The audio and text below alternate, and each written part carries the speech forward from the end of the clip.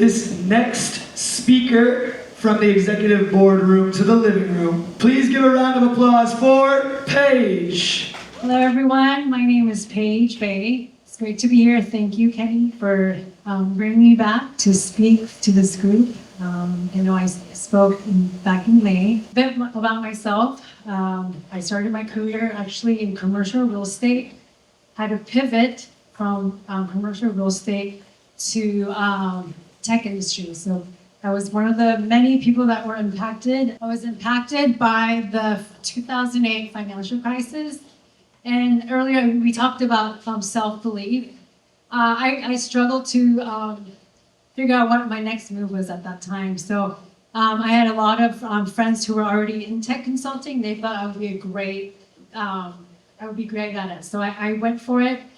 And along the way, life happened. And I think the biggest impact in my life was when my father was diagnosed with terminal cancer. He fought cancer for almost 4 years, and that was when we realized how that's when I realized about my parents' financial situation. So my sisters and we stepped in and helped, and that's when I realized I needed to take a look at my financial situation. So that's when I went into working on my wealth plan, and that's when I learned that it's not just financial advisors that I gotta work with. I gotta have a team of attorneys, CPAs, and an actual wealth manager who can actually give me perspective, the overall scheme of everything. Today, I will be speaking about own your private reserve. I want to ask you, show of hands, who has a savings account, money market account? Okay. Are you guys getting over 5%? No? Okay. Let me ask you, show of hands, how many of you have sold stocks to fund your deals or your business? Okay.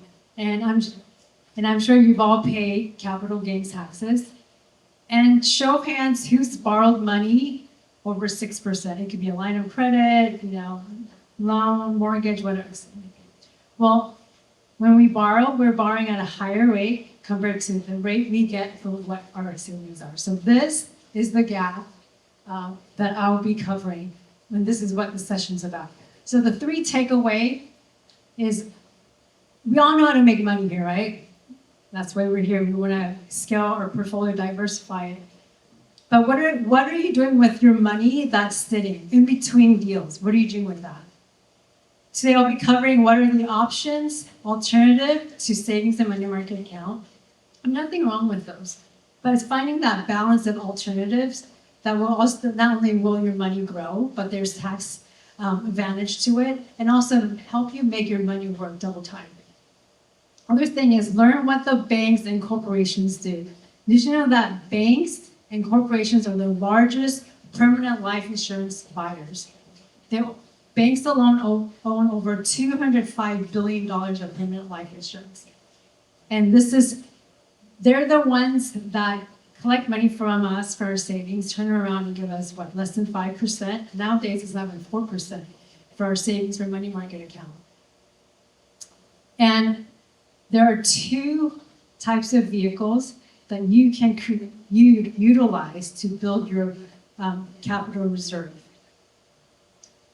And I'll be going over how to structure that and on what the trade-offs are. I'm going to be transparent on how these work, because the reality is anywhere we put our money, there's a trade-off. Your savings, money market account, the trade-off for the rate is, for the low rates, but you still have to pay capital, any gains on that every year. If you have stocks, if you sell stocks, for the high ROR, you're paying asset under management fees, and you also have to pay capital gains when you sell it.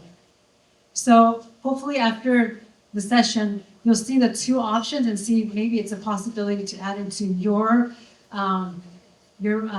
wealth plan, and see which ones or both could be utilized for what your goals are. Quickly, so real quick, so we know that banks currently give us less than 5%. And with savings accounts and money market account, anytime you withdraw money, whatever is remainder balance is what is grown. And then if you have to borrow money, you go to the bank. And I know there's lenders here that talked about different strategies where you can, get lending with 0%, et cetera.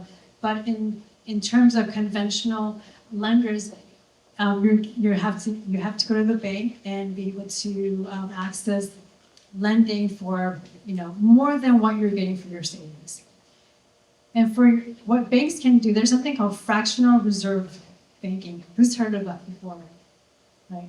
So that's when the bank is allowed to take what you from your savings and turn around and sell it.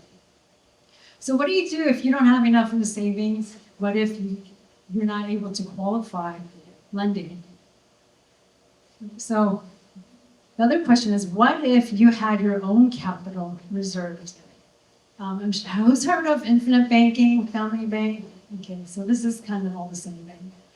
So what if you can direct some of your money in your savings or money market account, fund a policy, let it grow tax deferred. When you need it, you borrow against it.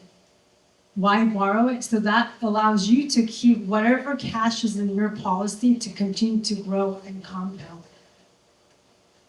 And you get to repay it back on your timeline when you're ready. There's no with lending, you have to start paying it back, right? Once you start using the loan.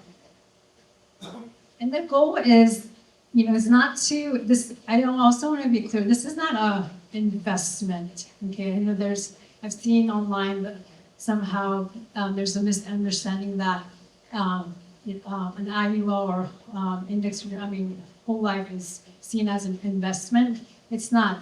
It's seen as an investment. I'll get into it here in a minute. But it's because of the cash value growth in it. Basically, the insurance company is allowing you to access the premium that you're putting in there. And if, let's just say that you had an outstanding loan and you were not able to repay it before you passed away, the death benefit covers that. So I know I touched on this. So banks and Fortune 500 companies all have insurance. There's over 3,000 banks that have permanent life insurance, and banks like Bank of America, JP Morgan, Wells Fargo, they all have it. It's in their balance sheets. We don't know it because they don't advertise it. And it is in their regulatory filings. It's all, it's something that it's available, it's public information because these are publicly traded companies. And the other thing is companies, it's called corporate-owned life insurance. They utilize this for executive benefits. So you have companies like GE, Pfizer, Nike, and Starbucks. They all own permanent life insurance. You're wondering why would banks have life insurance or companies? They generate cash. They have money coming. They're profitable. Well, there's a few reasons. It's tax advantage, and it really sets stability to their balance sheet. And the third one is the really important key is permanent life insurance is to consider tier 1 asset. It's tier 1 asset. So if you are old enough to remember what happened in 2008, banks were struggling, they needed to be bailed out, not the insurance companies. So going on to the meat of the session here. So whole life is one of the 2 vehicles utilized for creating cash reserve, infinite banking, family banking. With whole life, I would see this as like a checking account. You have fixed premiums that you agree to pay. And historically, the whole life has been earning about 5-7%. And whole life, it's paid, earns dividends. We have to go through this real quick. I was told I have 10 minutes left. So the great thing about whole life is you're able to access 80 to 90% of the cash value in 30 days, and it's protected from the market. And most of our partners that we work with, they've been in business over 100 years, and they have a track record of paying dividend consistently. The trade-off, The trade-off is, this whole life is a modestly designed, and it's earning dividend. And the trade-off is also, this is not like stocks, investing in stocks. If you're looking for something with an high return rate, this is not it.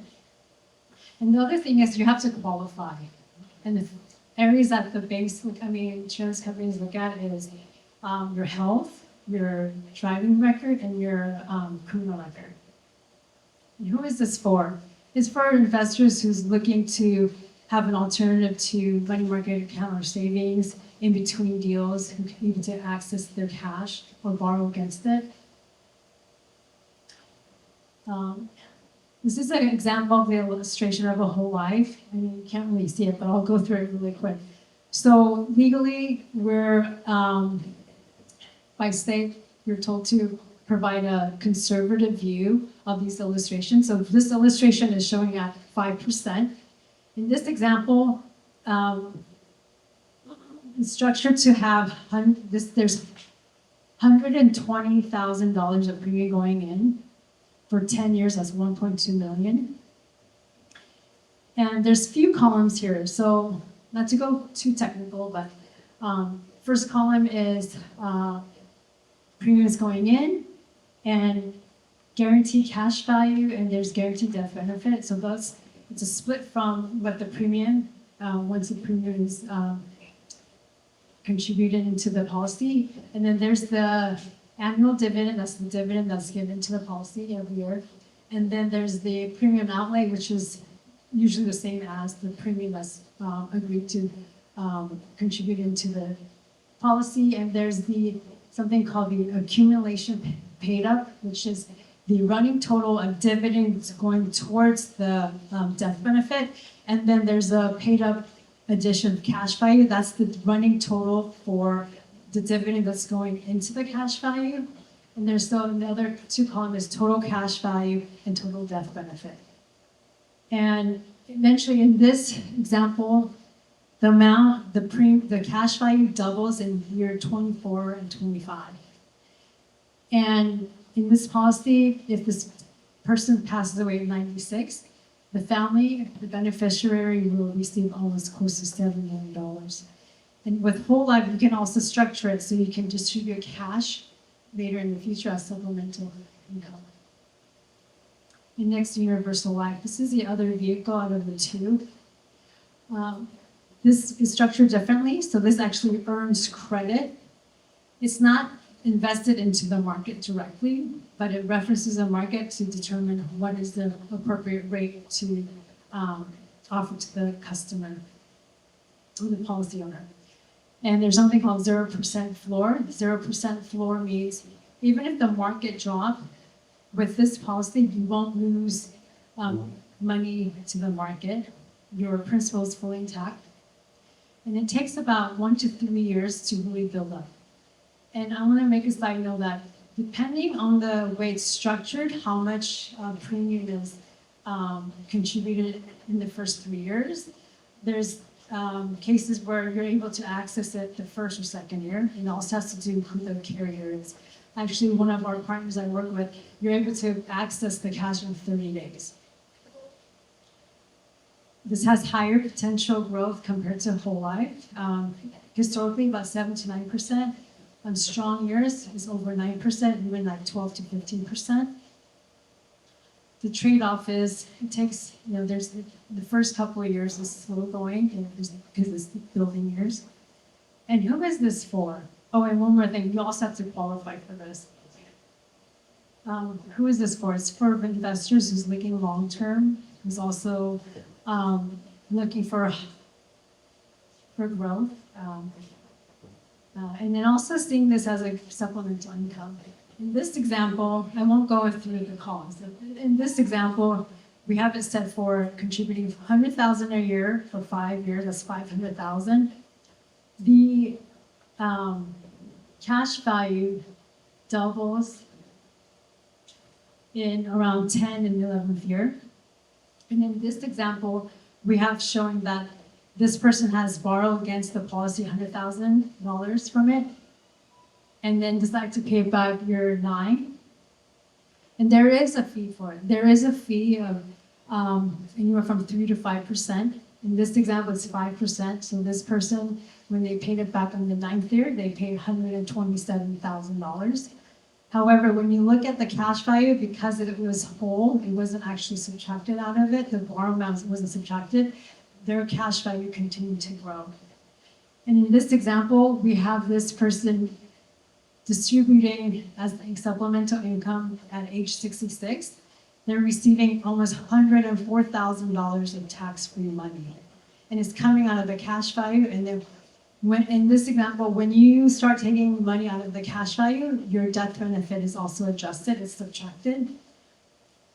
But still, when this person dies, the family will receive over $800,000 of death benefit. Permanent life insurance is a great solution for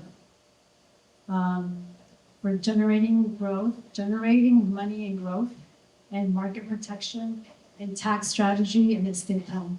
So working with some of my clients who are putting estate plan, I know earlier we were talking about trust.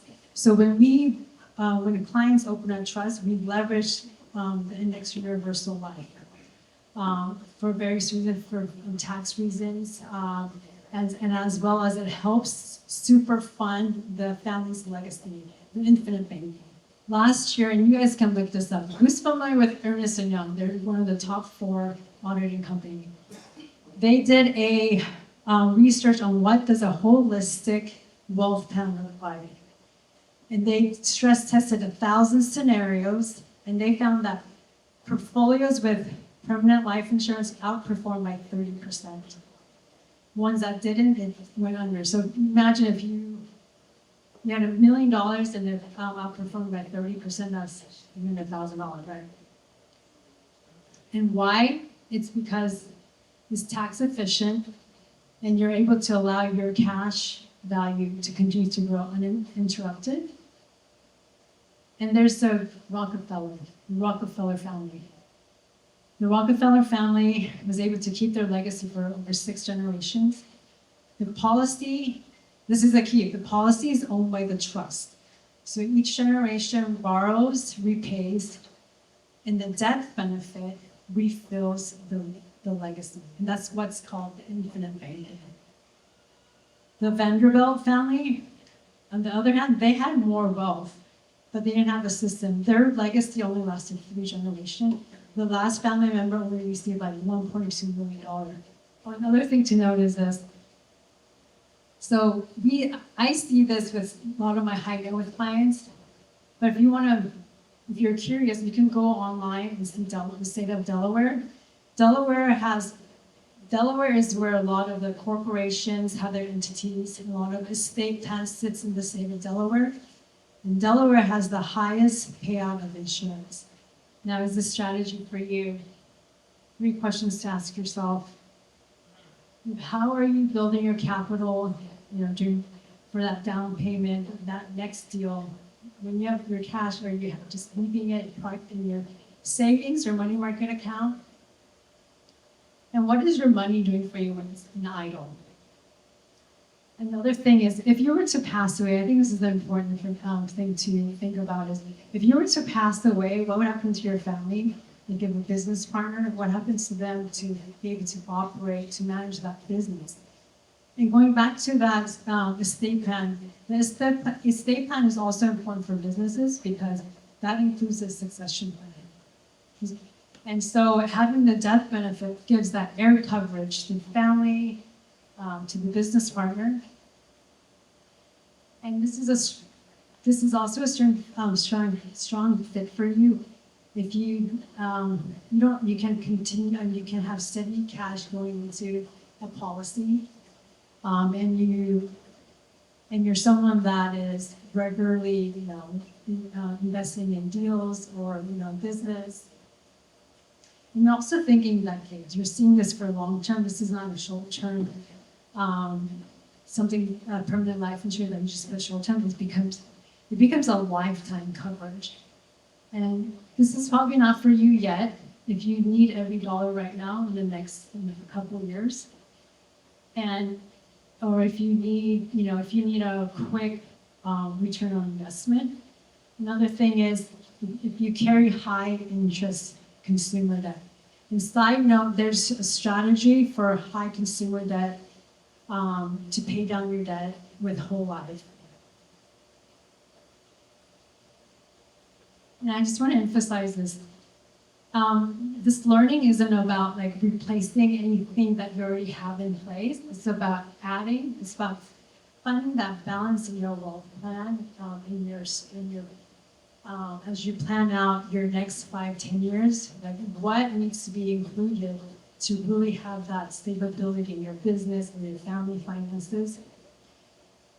And if you scan this QR code, you'll have access to 2 books. One is Money, Wealth, Life Insurance, and the other book is called What Would the Rockefellers Do?